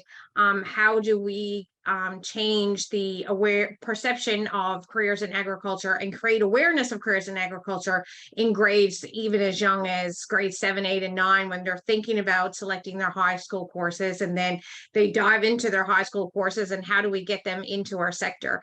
So that has been pretty incredible. And then, of course, we have talked about a bunch of other areas. So I'm just going to dive into the strengths and weaknesses part of the analysis.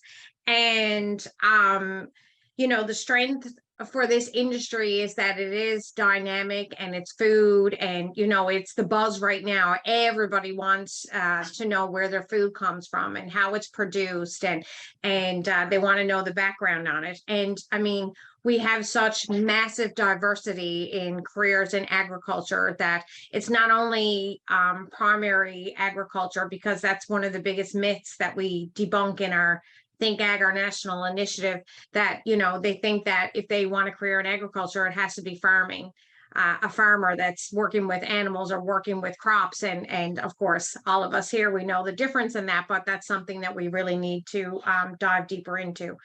And just working with this group, another strength is, you know, the competitive wages that is offered, and the training, and in the food and beverage. Like, it's just really interesting that we're not using those tools to market these positions and make it exciting, and let people be aware of what a amazing life they can have if they have a career in the ag industry. And of course, then we look at the weaknesses of our SWOT analysis, and it's some of the perceptions in the industry, and that's already been discussed here today about, you know, how sometimes we don't have that positive perception, and when it comes to different and outside groups. And we do need to ramp up our education awareness when it comes to youth, the training awareness that is available. And I think that we need to do that as industry, the people of the agricultural sector. I mean, we are the ones that are in this sector. We're so proud and passionate, and we need to share that and tell these stories so that we can get people excited about the industry that we're in. So I'm just going to pass it off now over to John, and he's going to dive into the opportunities and our next steps for our working committee. Thanks, Krista. And, you know, we all know the opportunities that we have for the Canadian food system, and it was recognized by the Barton report and the Senate report and the strategy tables. And, you know, we know that there's significant opportunity there, but really what we need to do is raise, as Krista mentioned, raise that awareness of the diversity and the opportunities in the sector.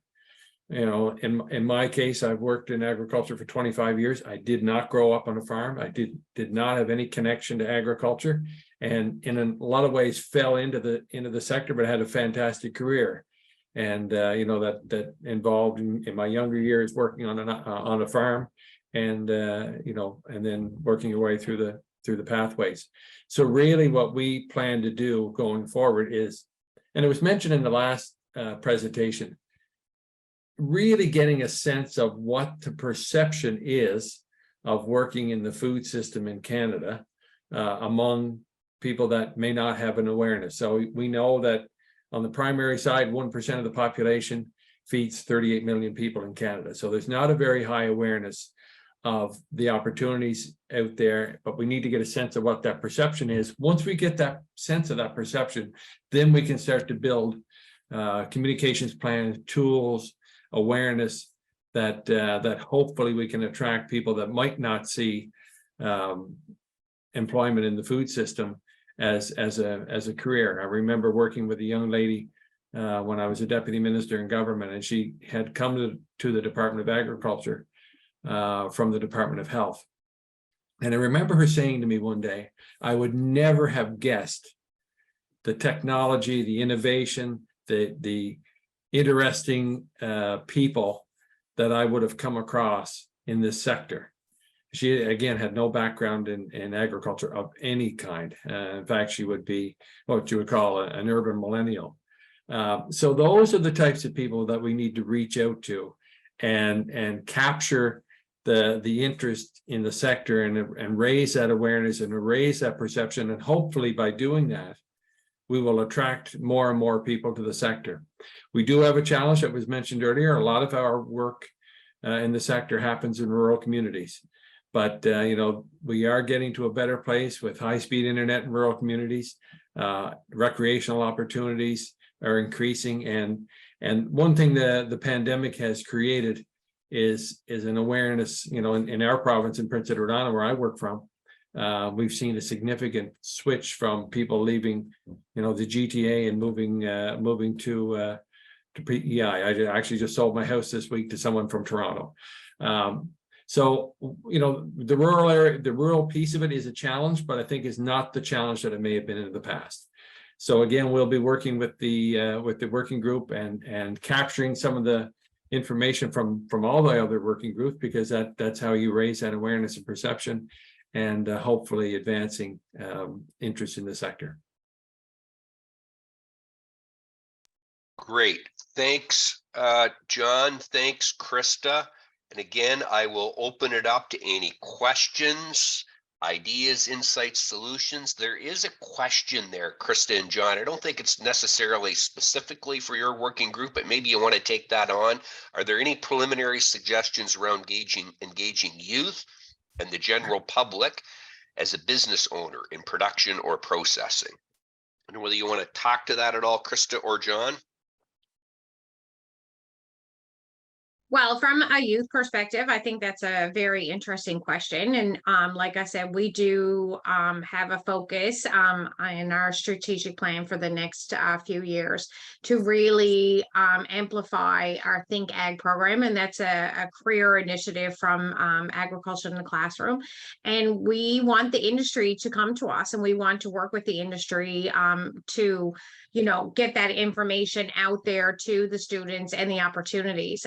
We've done some research with some high school students, and in order for them to pique their interest or even to make a move in their career, regardless of what sector it is, they want that hands-on. They want to know what is involved. So I think programs like that would be beneficial.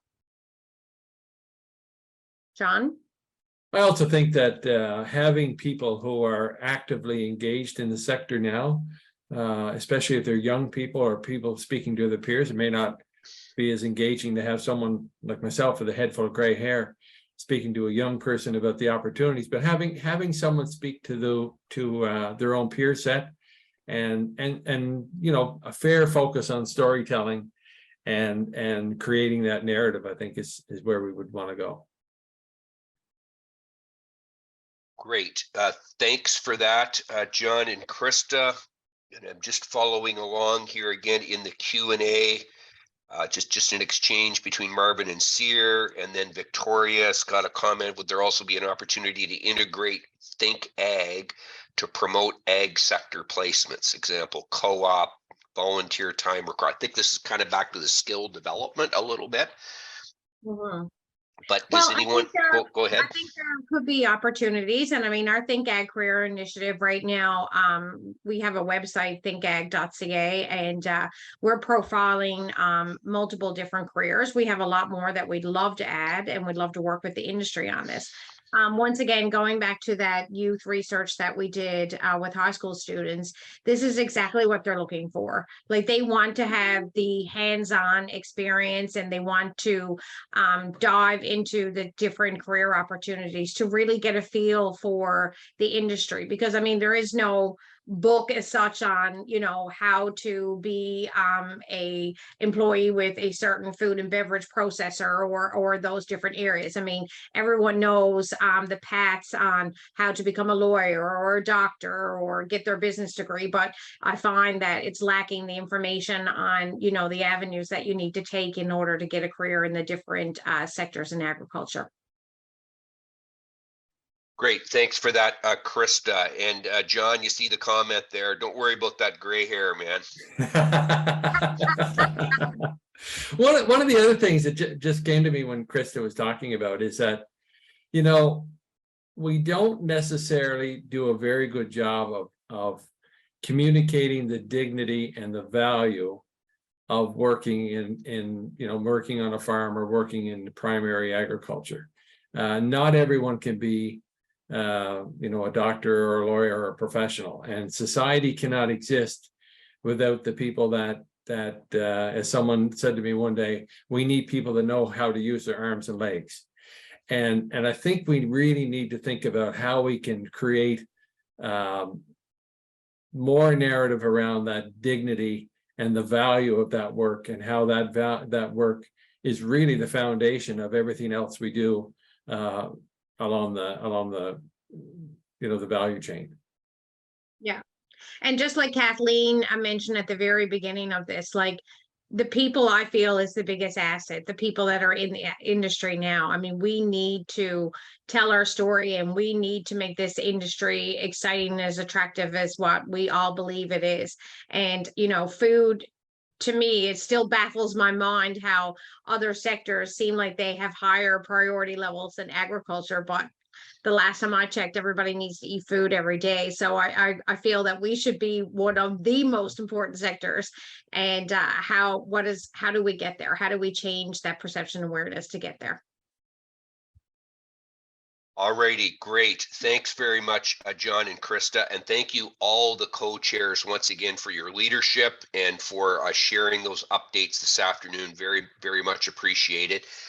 Okay, just again, to be respectful of everyone's time and where I am anyway, it's Friday afternoon. I am going to turn to Jennifer to just remind the group of next steps. And then we're going to go to Kathleen and Scott to close things down today, please. Great. Thanks Jennifer. so much. Thank you, Warren. And thanks so much to all of the co-chairs for sharing your insights and updates on the amazing work that's been happening through the working groups over the last several months. As you can see, you know, as we said from the outset, there's no easy answer to this very difficult question.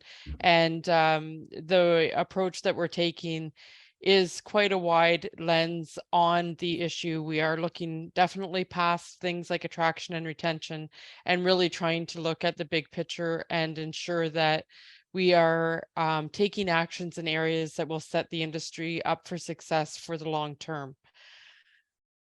We did hear a lot of information around what is happening in the working group. Certainly, if you're looking for more detail around each of these pillars and the work that's being done, please do refer to our interim report. I believe there was a link shared in the invitation for today's session.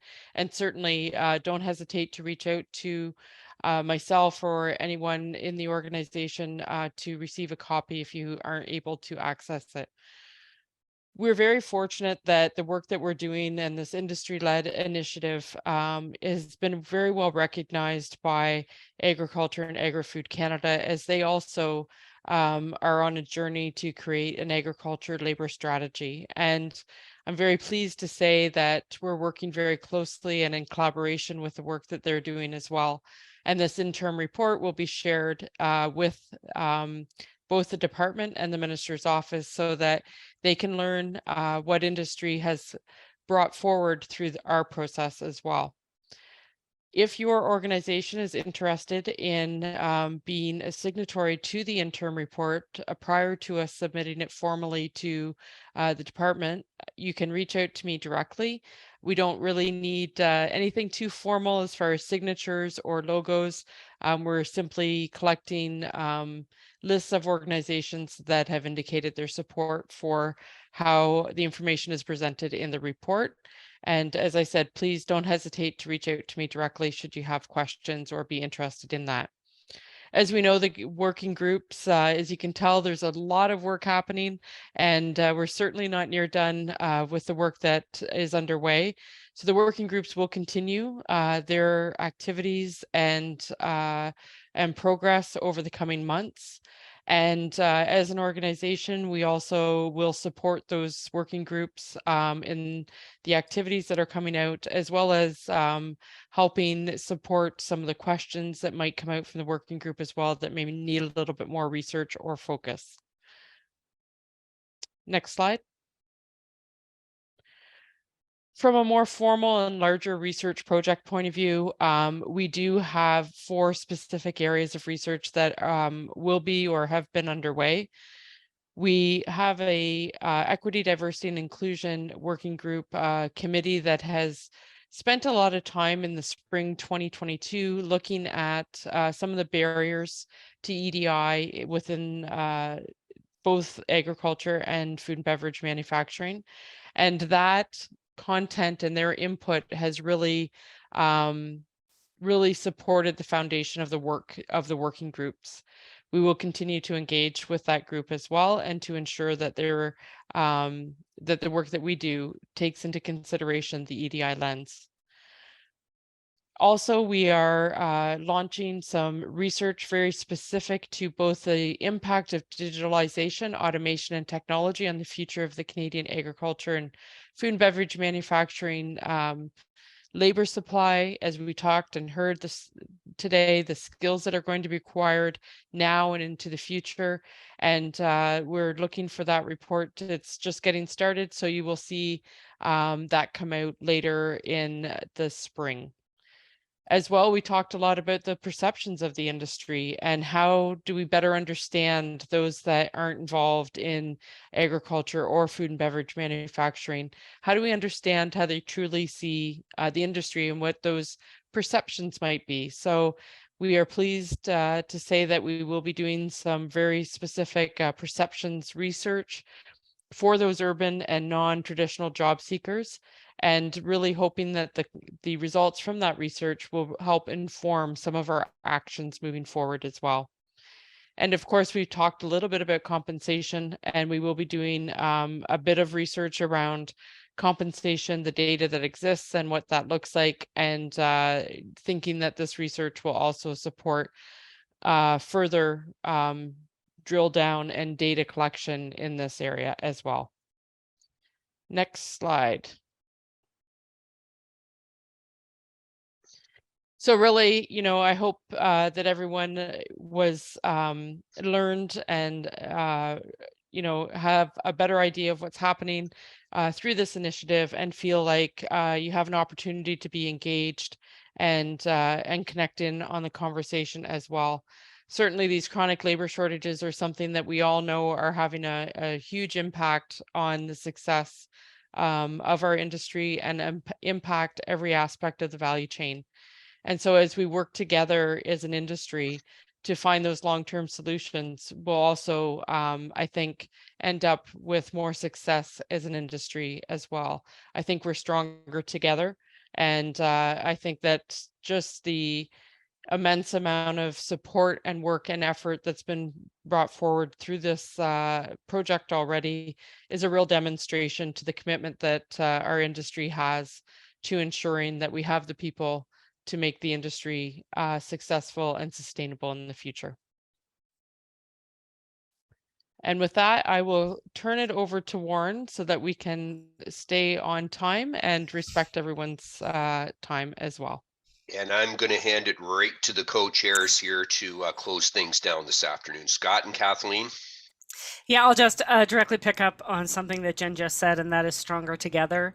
I am so inspired by the conversations that the co-chairs have had with us, and I just want to name all of these co-chairs: Dana and Andrew, Rosemary and Cyr, Janice and Lisa, John and Krista, and of course Scott, who's my co-chair. I have to tell you, those of you who are sort of watching this project is a labor of love. When CARC approached Scott and I about this about a year and a half ago, we said, sure, let's try this. It's entirely experimental. And we just clearly have brought together the people who are passionate about these topics, and that are really prepared to show the courage that's needed to sort of step up and show leadership, have conversations, try different things. And I am just so inspired by all of you. I cannot thank you all enough. And please remember, to everybody watching this, for the most part, the work that we are doing on this is off the sides of our desks. This really is because we believe in this. And I have to thank CARC. CARC received funding from the Future Skills Center for this project, but that funding does not even go even close to, I think, acknowledging the work that Jen and her team, Phyllis and Aaron and others are putting into this. They are really just going beyond, I think, what could be asked, and I think deserve just tremendous credit for everything that they're doing here. So my thanks to everyone. I hope everyone is as inspired as I am, but your conversations have sort of really brightened a challenging week for me, and I think finished this week on a real high note. Yeah, and I'll just build on that and say it was really exciting sort of hearing the updates from all the co-chairs here. And again, I would echo Kathleen's appreciation for everyone that has stepped up in this project. It's really a collective effort here, and there is no sort of, well, I will agree with what Kathleen said about how above and beyond CARC has gone, and not just doing the work, but in sort of responding to changing dynamics, different senses as we're working through what is a very innovative project. This is not, we're not where I think we thought we'd start at the outset of this. And I think that's a testament to all of the stakeholder engagement we've had, the feedback we've received, in a sense that there really is collective buy-in to this notion of an actionable roadmap and actually starting to make some tangible progress here. And so just really excited about everything I heard today and the questions and comments that came in. I think it's great to see the level of engagement that's out there, and would just note, keep your eyes open for further updates, and continue to engage however you can in this process. And if you have questions, certainly don't hesitate to reach out to Kathleen or I if you ever need anything on this regard or want to learn more. We're certainly very keen to bring as many people into the tent as possible, as I know CARC and the whole team there are as well. So I see we're coming right up on time here. So if we can give people a minute or two back, all the better. So thank you all for all your engagement here. And yeah, as Kathleen said, a great end to a week here that really landed on a high note. So thank you all. Bye, everybody. Have a good weekend. Bye, everyone. Thanks, Warren. Bye, everybody. Thanks, Warren.